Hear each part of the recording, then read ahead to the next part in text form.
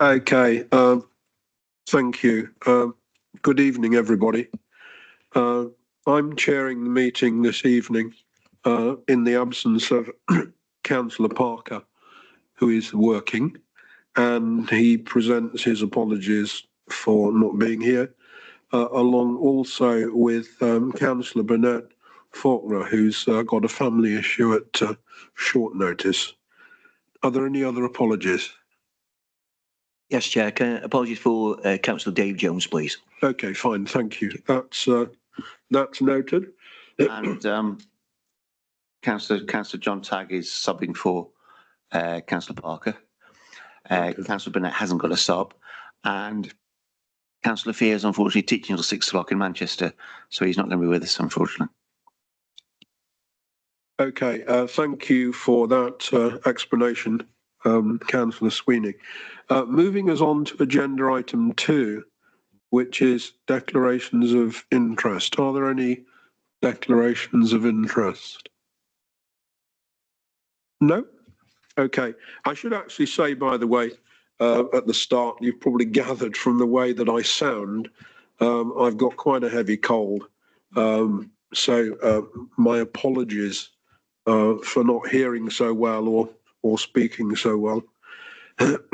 Moving us on to agenda item 3, which is the minutes of the previous meeting that you've seen. That was on Wednesday, the 11th of September.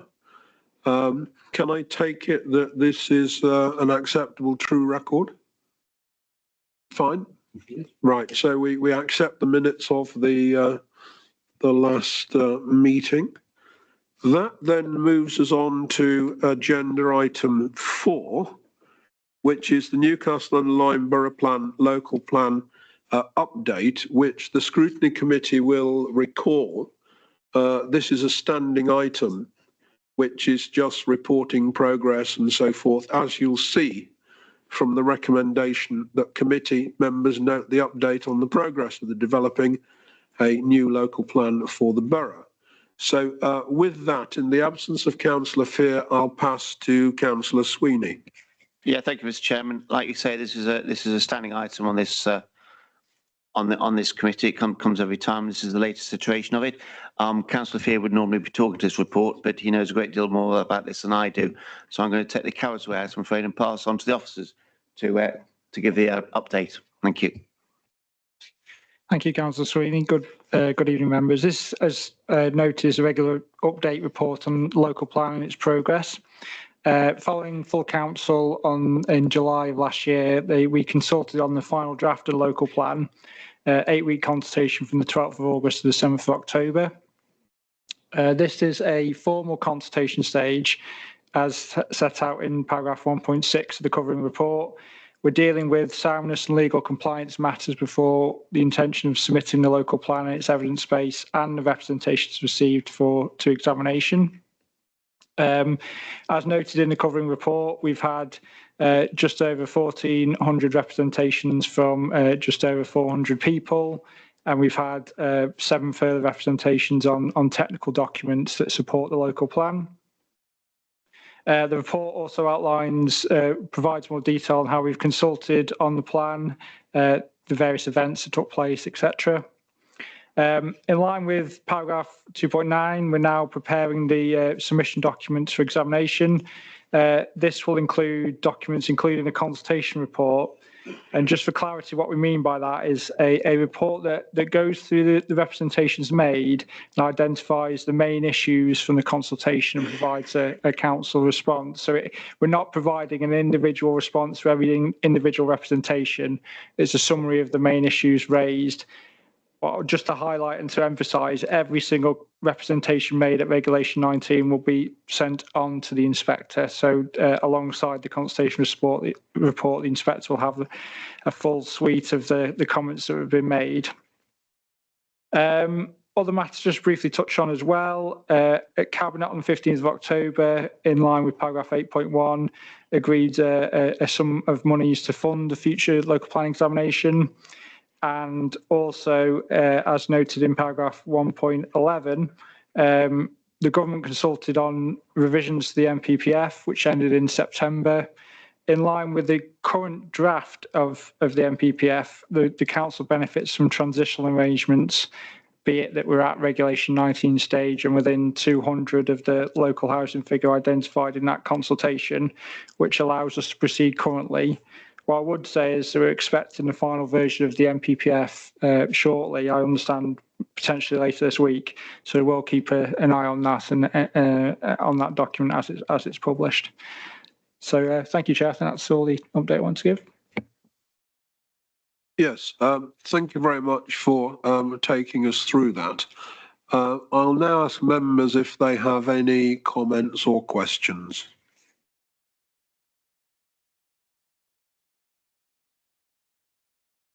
Councillor Grocott. Yes, thanks very much, Alan, for that. That's fantastic.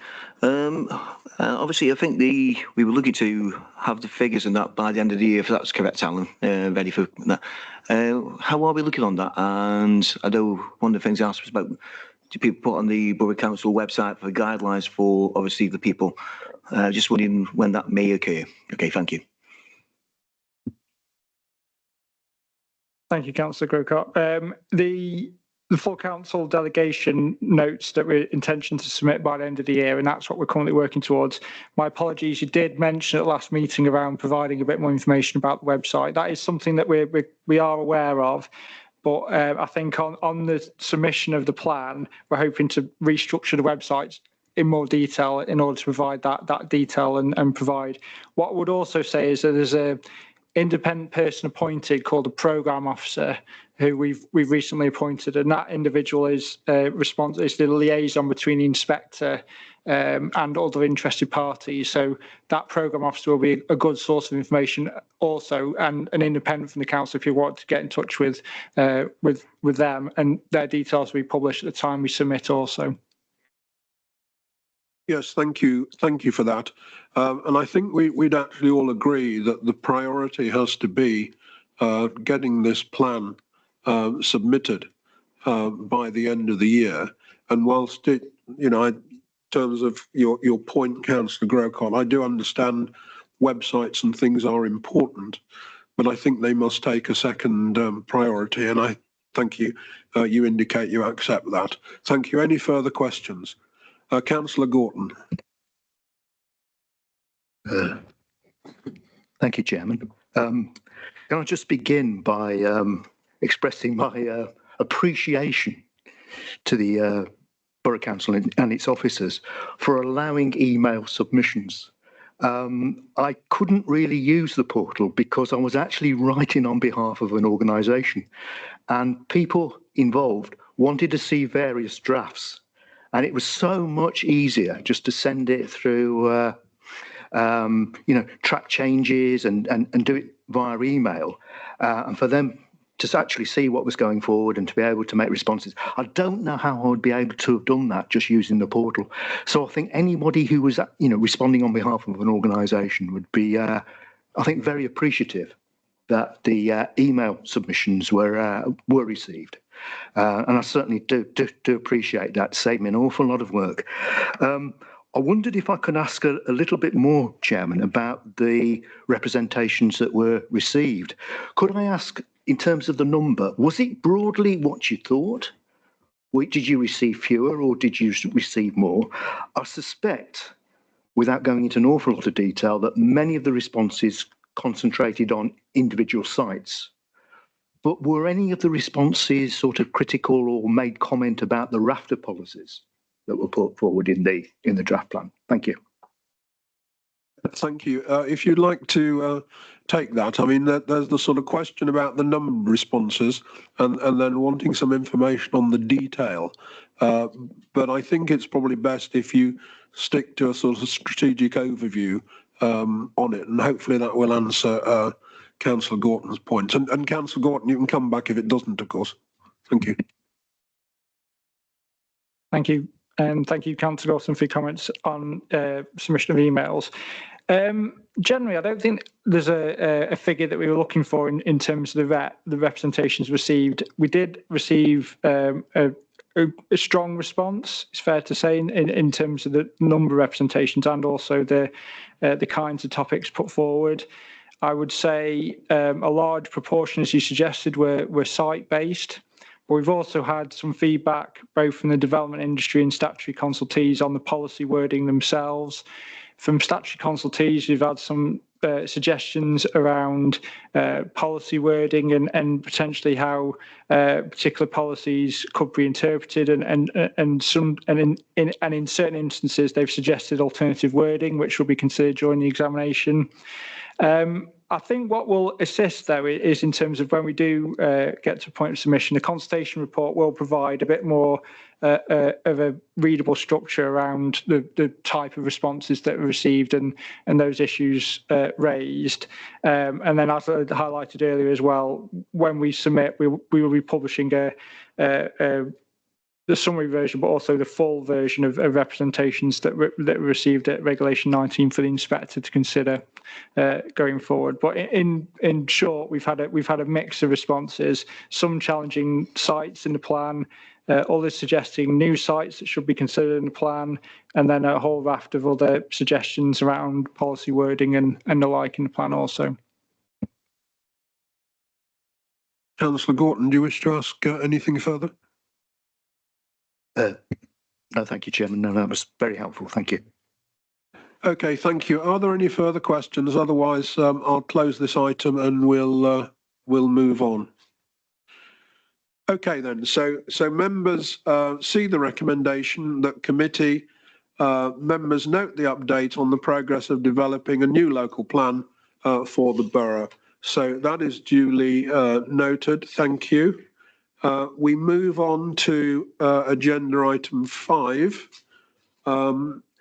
which is the town deal and future high street funds update. And again, you'll see the recommendation that Scrutiny Committee notes this report on the delivery of the town deal and the future high street funds projects.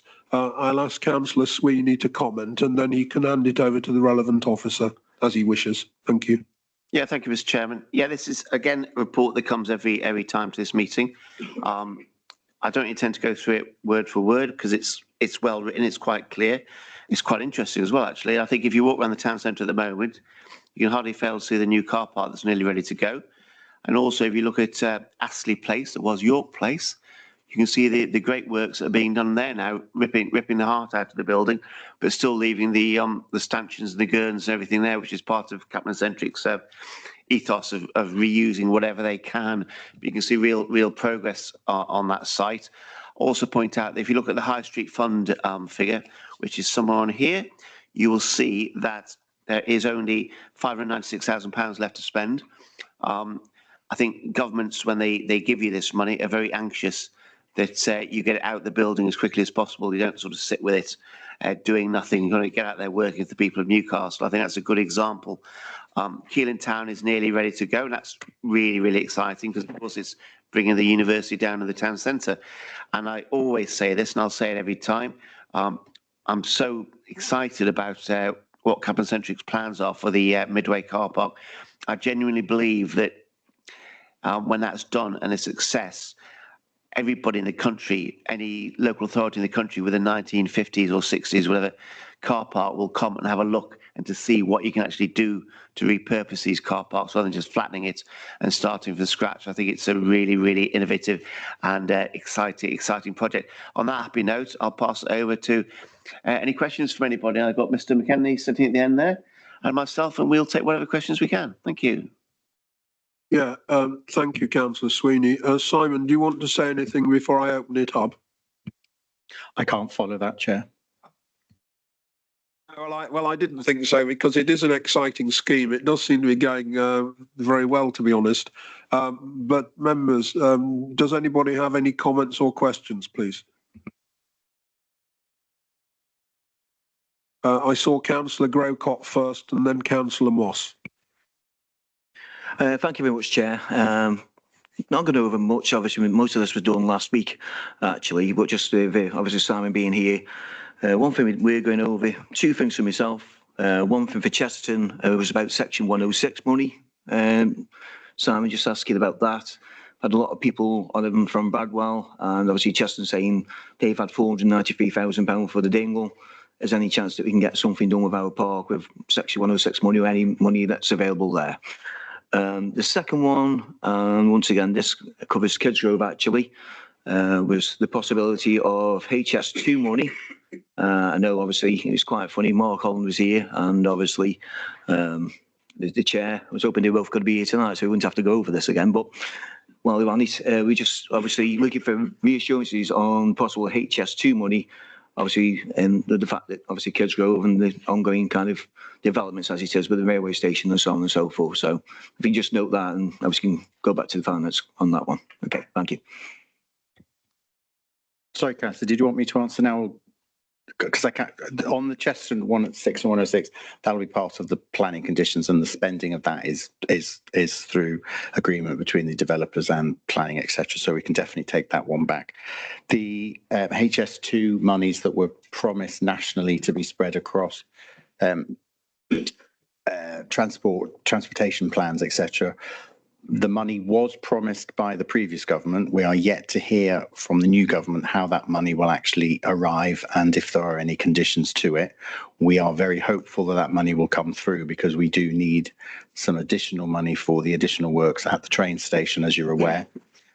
So we have sought advice from the new Kids Grove MP to speak to the Department of Transport on our behalf, as the previous MP used to do, to see whether we can get some clarity on how much and when. But we are definitely pushing it because the survey works start in the new year, and we need to understand from the survey works how much the extent of that work that's required to the station, and then we can go back with an actual amount. So it's definitely something we're working on, and we're pushing everything we can at the moment. Okay, that's fine. Thanks, Simon. Thank you. Yeah, I was going to say, so it seems the HS2 we've got to wait, but I was just wanted to ask, are you satisfied with the 106 information? Yes, thanks, Chair. I mean, obviously it was one thing, Councillor Sweeney was there. I think we asked Councillor Holland as the chair if we could make sure that it was written up and that, and obviously liaise with the MPs irrelevantly. So I think obviously Councillor Sweeney can reply on that. Okay. I think perhaps we've got two planning officers here. I'll ask them if they've got a view on it, on the because that's the people I'd have gone to on the Cheston thing.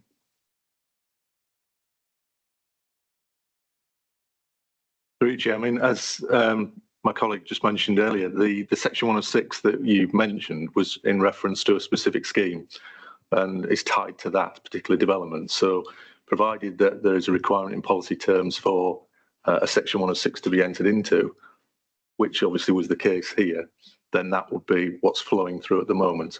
And I know there's been discussions with officers involved about how that money will actually be spent on the dingle and the open space there. And that's just our general approach. So, obviously, with regards to the emerging local plan, there will be opportunities again for us to feed through and where appropriate, bring forward Section 106s where it's necessary to make a scheme appropriate in planning terms. Right, thank you for that. Councillor Moss. Thank you, Chair. It's in regard to the proposed village hall in Notton and identifying tenants or operators. It's said there are several interested parties. Could I ask how many there are and what the timescales are for selection and signing an agreement, please, Chair? Okay, whoever wants to take that, Simon, thank you. Thank you, Councillor. Support Staffordshire are currently talking to two groups around how they might be able to take the development forward. They need to be a registered CIC, so then they've got the full governance and security of ongoing operations, etc.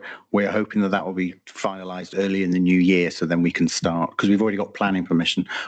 Once we've got them signed up, they will have to, as we did with Kids Grove Sports Centre, we would sign a construction contract once that CIC is signed up to a lease with us. So that might take the time because there's a legal bit that the CIC would then have to get their heads around and organise and stuff.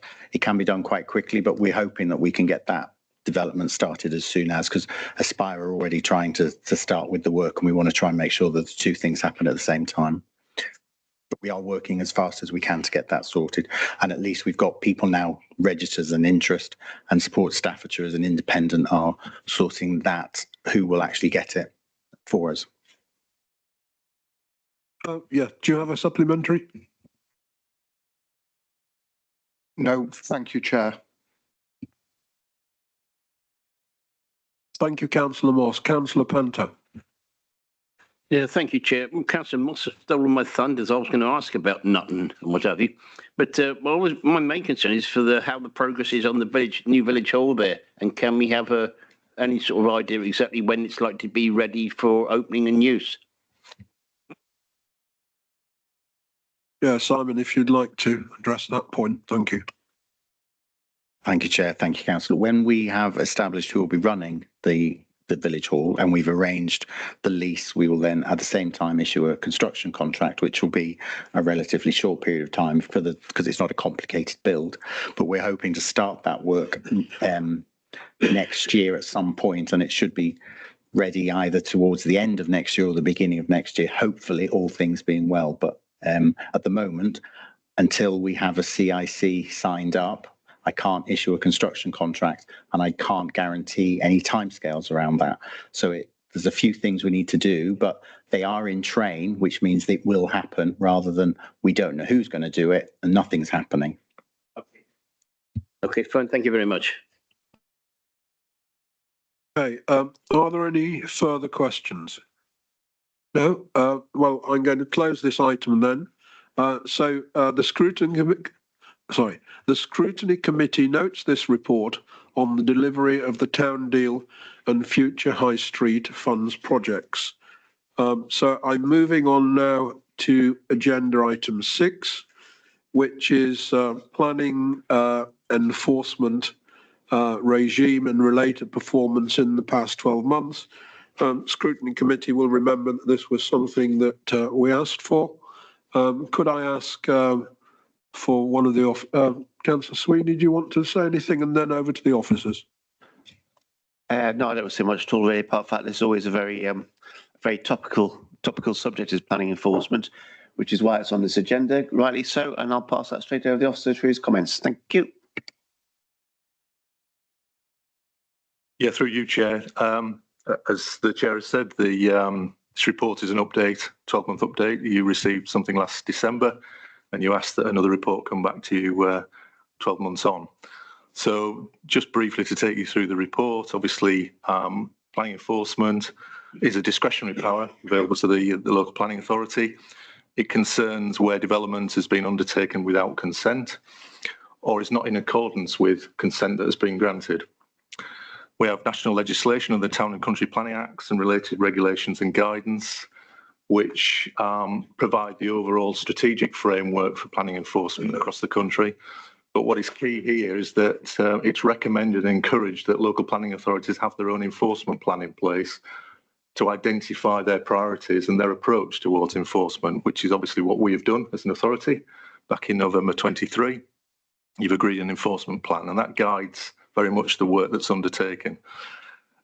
It sets out our priorities in particular. Now, when we talk about enforcement, we're talking about proportionality, and we're talking about looking at issues around harm. That's harm to residents, neighbourhoods, communities, and the environment. And that's important when we consider what is worth enforcing against and what we have to make judgments on in terms of what we allow to go without intervention through the formal process. We cover off resources in the report, and just to bring you up to date with regard to some key statistics, in the report we refer to 279 live cases. That was at the time that this report was drafted. As of today, we're talking about 253.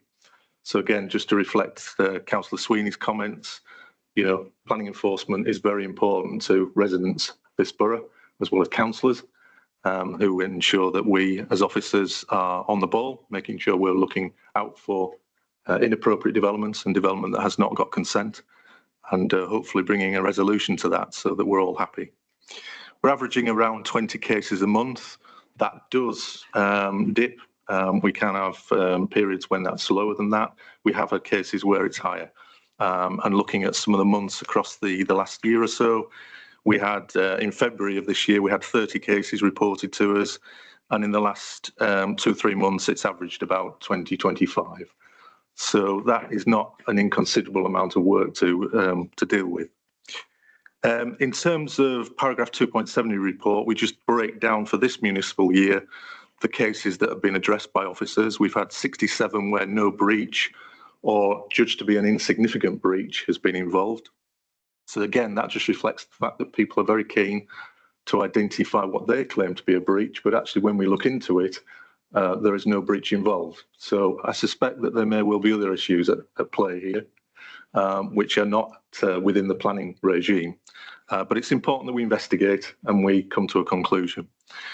2 of the cases were judged not expedient. That's not practical to take forward. 17 resulted in retrospective applications being submitted, which again is a positive result, ensures that we regularise development. It's important. 10 result in actions being taken to rectify a breach. Now that is important because we've negotiated a positive outcome, and that should always be the way forward rather than going down the informal route, and because of the work and the time and the expense that's involved there. And 9 of those cases are still subject to further investigation as well. So this is an ongoing fluid situation. You'll note there that we've not taken any formal action this year. We have issued planning conservation notices last year, and we also issued an enforcement notice which was withdrawn because we managed to negotiate a better solution. In terms of performance, paragraph 2.10 highlights that. We have a quarterly reporting through the corporate reporting mechanisms. We have a target of 75% to go back to people who've raised concerns with us to address those concerns or notify them as the actions that we're going to take or not, as the case may be. And that's based on the prioritisation that we talk about in the enforcement plan. So high priority cases, we are looking to address within 1 to 2 days, medium within 10 days, a low priority within 20 days. You'll see there that in 23-24 we achieved a figure of 64%. In 24-25 quarter 1, 62%, and in the last quarter 64.4%. So that is an issue for ourselves and myself in my role, looking at how we can up the performance to ensure that we're closer to that, if not surpassing that 75% target. And you'll be pleased to know that in this quarter we are closer to 72%, and we hope that that continues to the end of that period. That, I think, is a reflection of a number of things. One, the complexity of a lot of the cases that we're involved in.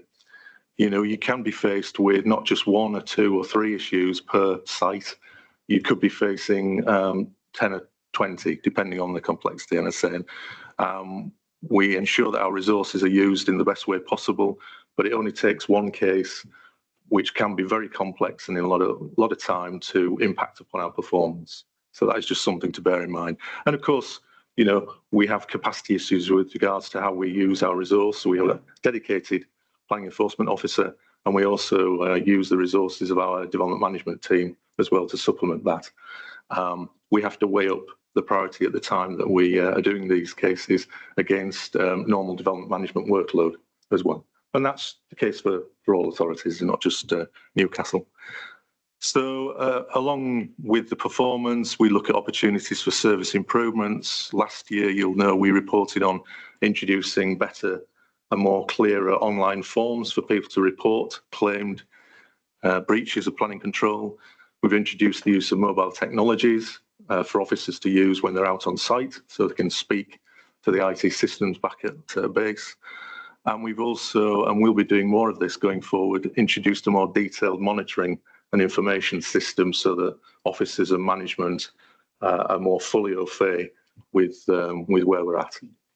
And I think that might be reflected in the future in terms of what we bring back to members as well, including in this update report. Thank you.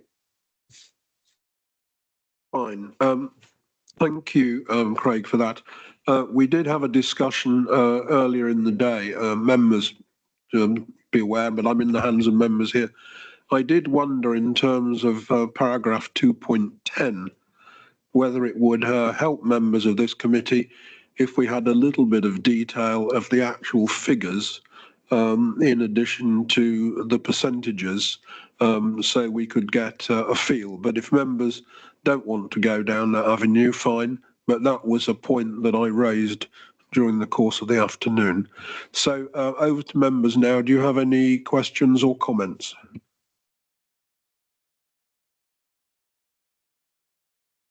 Councillor Panther. Yes, thank you, Chair.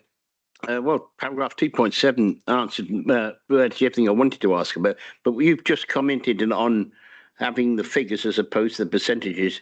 In all honesty, I think it'd be a good idea if it's not going to involve too much work, because people then have an idea exactly how many cases are being submitted. Fine, thank you. I'm always anxious that we might have a good idea of wanting information that just generates work and no benefit. And I think if that was the case, I would immediately surrender. Do any other members have a comment or observation? Councillor Gorton. I have a question, Chairman. Do breaches of tree preservation orders fall within the planning enforcement portfolio? Yes, they could. Through you, Chair, yes. Yes, they do. Can I ask, have you seen any increase in enforcement cases that are to do with tree preservation orders? This is only sort of anecdotal, but there are a fair few people in Wolstanton, given half the chance, would cut some trees down that do have preservation orders and do have to be persuaded not to. I don't think we have seen, through you, Chair, an increase, but if there is a discussion to be had, then clearly we will have that. Obviously, we work closely as a planning service with our landscape service who undertake the tree protection work application process for us. But it's certainly something that I'll take away and discuss, Chair. Yeah, and no doubt you're assuring us that if trees were felled in these circumstances, you would take the appropriate action, because I think really that's the point behind Councillor Gorton's comment. Do you wish to say anything else, Councillor Gorton? Fine, thank you. Does any other member wish to comment or make an observation? No? Well then, we close this item. And the recommendation is that the committee notes the contents of this report. With that, I move on to agenda item 7, which is the work programme. I'm not certain who's going to comment on this, but hopefully somebody will. Thank you.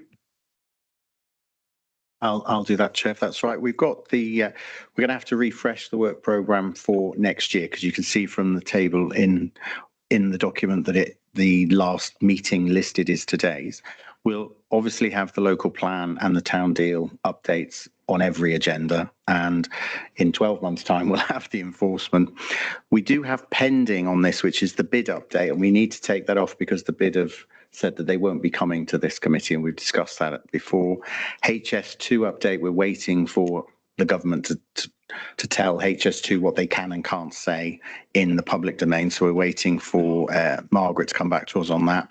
And the rest of the year is open for members to suggest items that they want to have discussed or reports issued to. So we have this regular request for any items that the members would like a report or some scrutiny on. Okay, thank you. Councillor Plunkett. Yeah, thank you.